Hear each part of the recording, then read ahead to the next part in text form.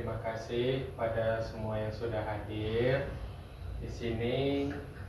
Terima kasih kepada Ibu Tika, Ibu Nuril, dan Ibu Eva dari Universitas Medan Area yang telah menyempatkan waktunya ingin berbagi bersama ibu-ibu di sini dalam pengajian. Kita dengar dan seksama, semoga ada ilmu ataupun hal positif yang bisa kita terima nantinya. Itu aja, sekian, tidak usah berlama-lama. Saya Assalamualaikum warahmatullahi wabarakatuh. Assalamualaikum warahmatullahi wabarakatuh. Alhamdulillah, terima kasih atas kesempatan yang diberikan kepada kami. Sebelumnya perkenalkan, saya Tika Ermita Wulandari, mewakili teman-teman saya yang tadi. Saya akan mensosialisasikan. Jadi kalau dosen itu ada 3 ya ibu-ibu yang harus dikerjakan, atau kalau kami nyebutnya tridharma perguruan tinggi. Jadi ada pengabdian, penelitian, dan juga mengajar gitu. Jadi dosen itu bukan cuma mengajar tapi juga mengabdi dan meneliti. Nah, kesempatan kali ini kami dari Universitas Medan Area.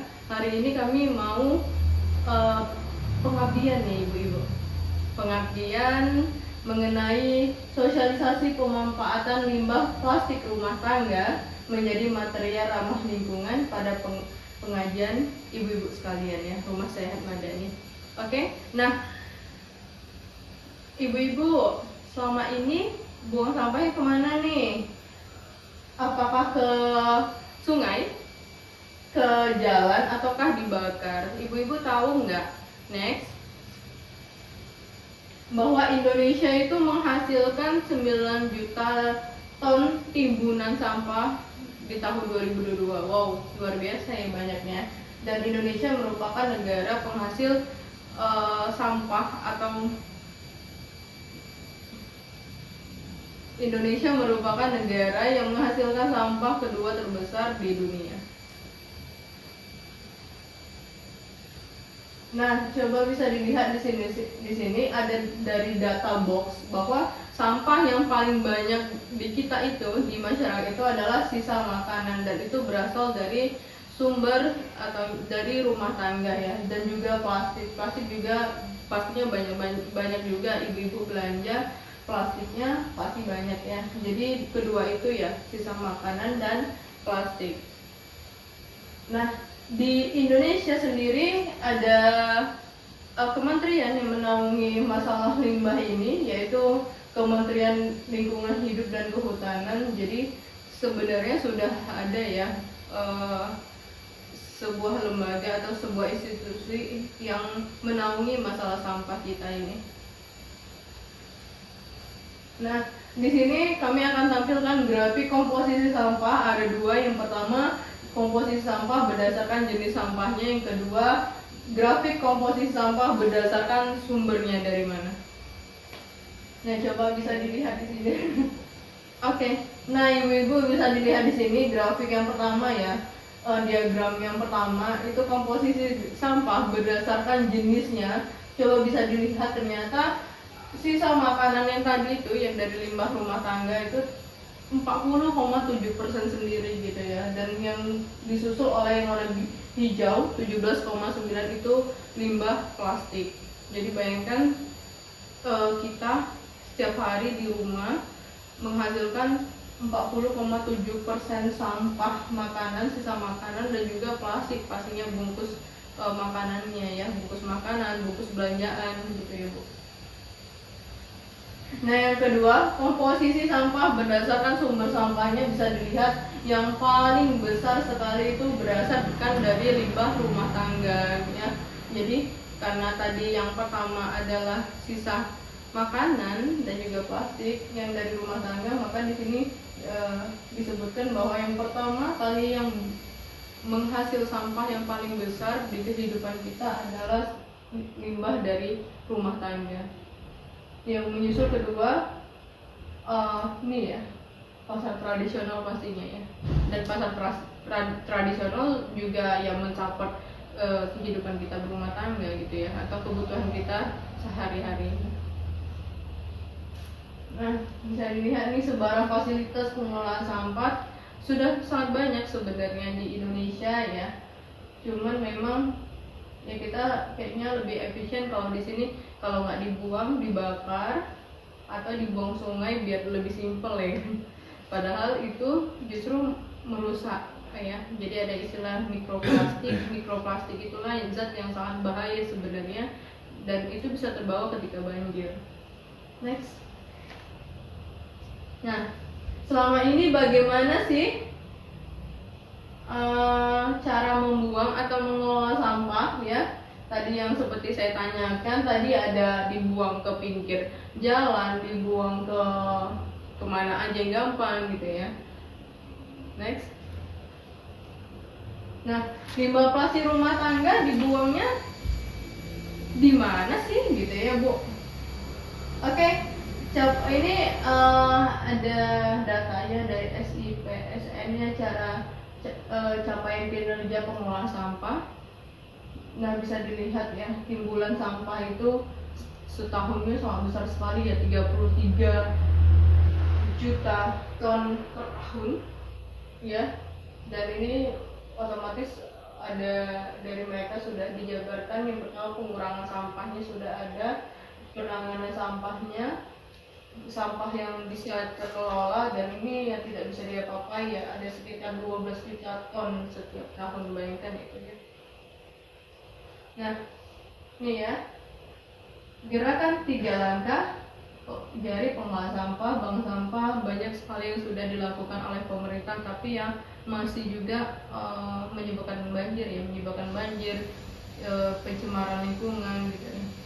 Nah, kami kebetulan dari bidang teknik sipil ada membuat sebuah inovasi seperti ini ya ibu-ibu. Jadi pemanfaatan limbah rumah tangga itu menjadi material ramah lingkungan ya. Contohnya seperti ini. Next. Nah, ini namanya EcoBrick. EcoBrick itu apa sih? Nah, EcoBrick itu bisa dikatakan bata ya, bata ramah lingkungan. Jadi ini bisa dijadikan sebagai alternatif pengganti batu bata ya. Jadi EcoBrick berasal dari 2 kata, eco dan brick ya. Jadi ekonya ramah lingkungan, bricknya bata gitu ya. Jadi ini bisa dibuat sebagai pengganti material batu bata. Nah, di sini kami sudah buat poster ya.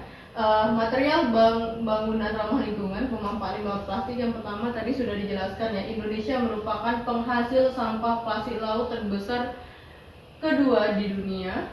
Yang kedua, ternyata limbah rumah tangga, sampah rumah tangga itu yang paling banyak di Indonesia ya. Di urutan yang pertama sesuai dengan PP nomor 81 tahun 2002, sampah rumah tangga adalah sampah yang berasal dari kegiatan sehari-hari dalam rumah tangga gitu ya. Jadi tadi sudah dijelaskan bahwa penghasil sampah terbesar pertama itu dari rumah tangga, barang yang dikeluarkan atau timbulan sampah yang dihasilkan itu dari sisa makanan juga plastik. Nah, ini bisa dijadikan alternatif pengelolaannya. Yang ketiga, perlu adanya daur ulang ya, karena kita merupakan negara besar dan penghasil sampah terbesar, bahkan katanya kedua di dunia ya.